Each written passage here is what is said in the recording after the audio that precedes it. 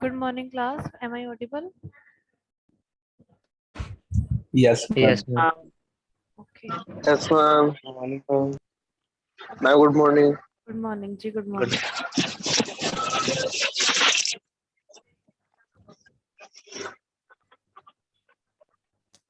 Okay, आज Vikram sir leave पे हैं. That's why ये लेक्चर हमारे पहले lectures जो थे वो मेरे हैं आपकी क्लास के साथ. हम आगे कंटिन्यू करते हैं अपना लेक्चर जो हम पढ़ रहे थे ऑनलाइन.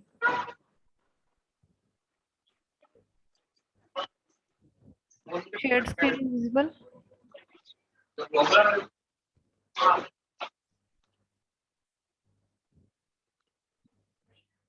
शेयर स्क्रीन विजिबल है सभी को? कोई ऐसा तो नहीं जो बोले नहीं? Yes, ma'am. Yes, ma'am. Okay Yes, okay ma'am. Yes, ma'am. Okay. हम लोगों ने लास्ट टाइम क्या क्या पढ़ा था? कुछ रूल्स पढ़े थे एक्सएमएल के, ठीक है. उसके बाद हम लोगों ने रूट एलिमेंट पढ़ा था. उसके बाद हम लोगों ने एलिमेंट मार्कअप पढ़ा था. अब हमारी नेक्स्ट टर्न है एट्रीब्यूट मार्कअप की.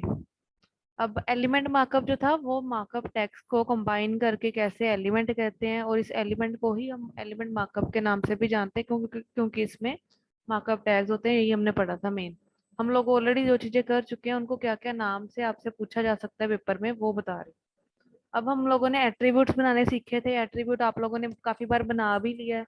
लाइक आप लोगों ने कल भी कईयों ने आईडी का एक एट्रीब्यूट बनाया था. ID is equal to 1 2 3 something, ठीक है. तो वो एट्रीब्यूट्स जो बनाए थे उनको आपको पेपर की फॉर्म में एट्रीब्यूट मार्कअप भी पूछा जा सकता है. तो आपको फिर से सेम ही एग्जांपल लिखनी है जो आप लोगों ने वहां पे परफॉर्म की थी कल. तो बेसिकली अगर एट्रीब्यूट की बात करें तो एट्रीब्यूट हम क्यों यूज करते हैं? ताकि हम कुछ एक्स्ट्रा इन्फॉर्मेशन एलिमेंट के साथ ऐड कर सके, अटैच कर सके. एंड इसका सिंटेक्स क्या होता है? हम यहाँ पे एलिमेंट का नेम लिखते हैं, मतलब टैग का नाम लिखते हैं. उसके बाद हम एट्रीब्यूट का नेम लिखते हैं. देन इक्वल टू करके उसको कोट्स में वैल्यू प्रोवाइड कर देते हैं. ऐसे ही कर करके हम जितने मर्जी एट्रीब्यूट्स बना सकते हैं.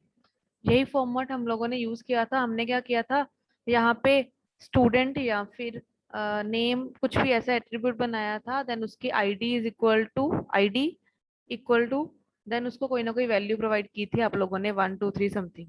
तो वो जो चीज आप लोगों ने की थी उसका सिंटेक्स अगर बताना हो तो आप सिंटेक्स में जो फर्स्ट वर्ड लिखते हो उसे आप बोलते हो एलिमेंट का नेम. देन आप एट्रीब्यूट का नेम लिखते हो. देन एट्रीब्यूट की वैल्यू देते हो इक्वल टू के साथ कोट्स की हेल्प से. चाहे सिंगल कोट्स हो चाहे डबल कोट्स हो, that doesn't mean. But rule यही है कि ये एनक्लोज होने चाहिए with in the quotation marks. बिना कोटेशन मार्क्स के एट्रीब्यूट की वैल्यू नहीं वो उठाता, वो एरर बताता है. एक्सएमएल सिंटेक्स एरर बताता है.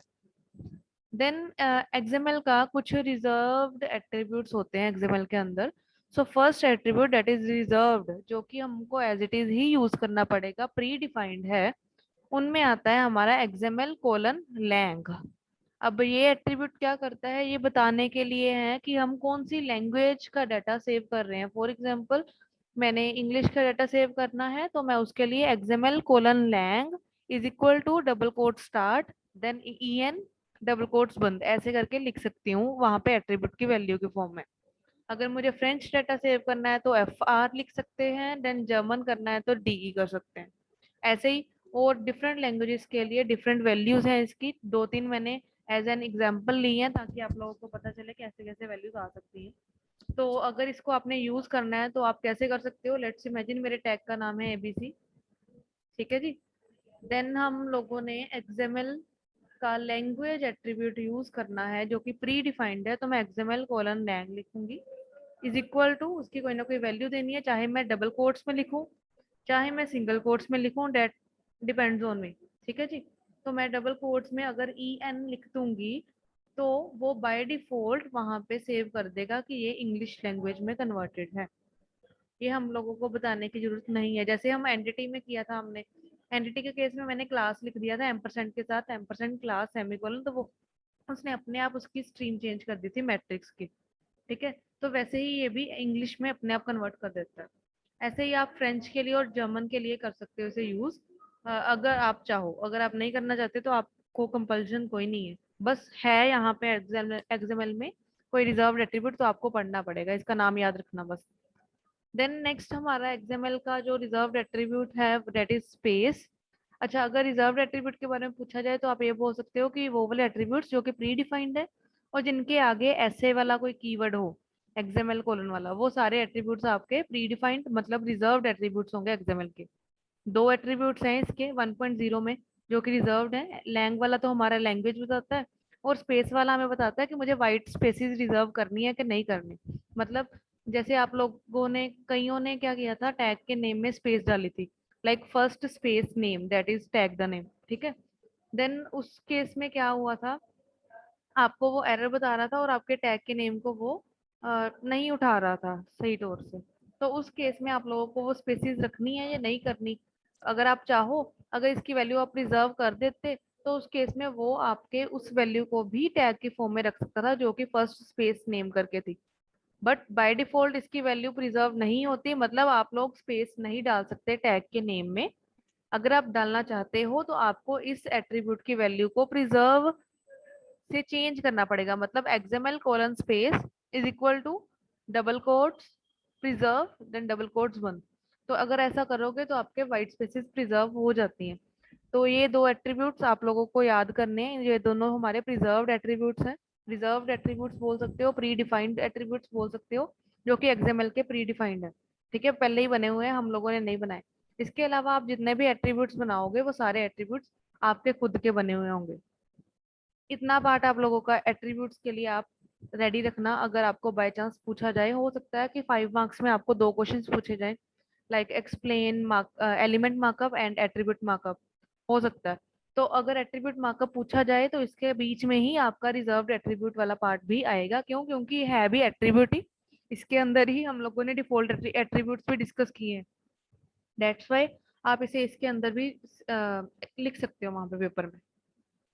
देन आते हैं हमारे कुछ इंटरनेट स्टैंडर्ड प्रोटोकॉल जो कि आप लोगों ने शायद सुने होंगे, देखे भी होंगे, यूज भी किए होंगे, ठीक है। So first one is HTTP, hyper text transfer protocol. ये तो काफी कॉमन है, हम लोगों ने काफी बार यूज किया है। कहाँ पे यूज किया है बताएगा कोई? कहीं पे देखा है किसी ने? मैम लिंक के स्टार्ट में होता है यस, HTTP। यस, किसी भी हाइपरलिंक या फिर किसी भी आप बोल सकते हो यूआरएल के स्टार्टिंग में HTTP लिखा होता है, तो वो बेसिकली हमारा प्रोटोकॉल डिफाइन कर रहे हैं। जो भी हम इंटरनेट पे कुछ भी सर्च करते हैं तो वो HTTP प्रोटोकॉल की हेल्प से ही सर्च होके हमारे पास पहुंच रहा है, ठीक है। इसी के साथ अब एक न्यू आ गया है दैट इज HTTPS। अब HTTP एंड HTTPS में क्या डिफरेंस है, कोई स्टूडेंट बता सकता है? मैम जो HTTPS है उसमें सिक्योरिटी का थोड़ा लेवल हाई होता है। ठीक है। और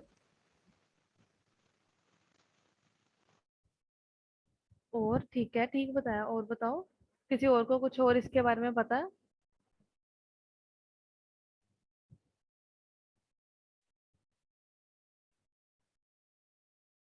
ओके, यहाँ पे एस किस चीज को डिनोट कर रहा है? एस इज फॉर, HTTP की फुल फॉर्म है hypertext transfer protocol, S is for secure. Secure.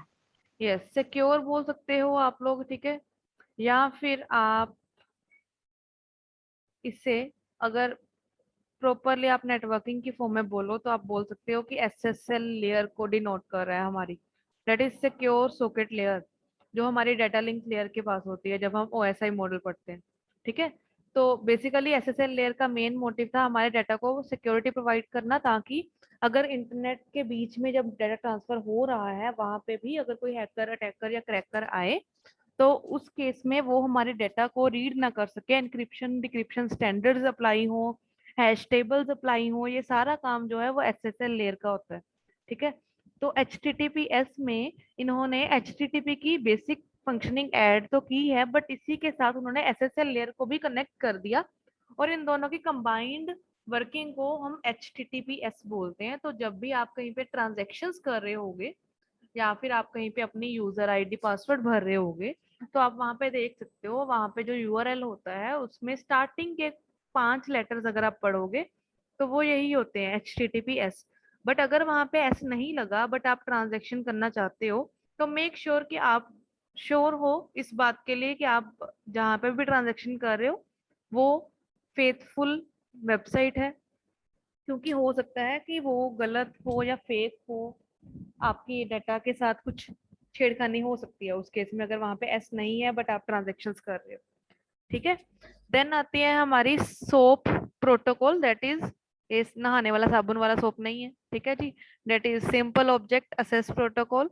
ये बेसिकली एक ऑब्जेक्ट ओरिएंटेड फीचर्स के साथ एक प्रोटोकॉल आया था, ऊप्स के सारे फीचर्स के साथ, जो कि XML के बीच में यूज किया जा रहा है और XML के ऊपर ही डिपेंडेंट है।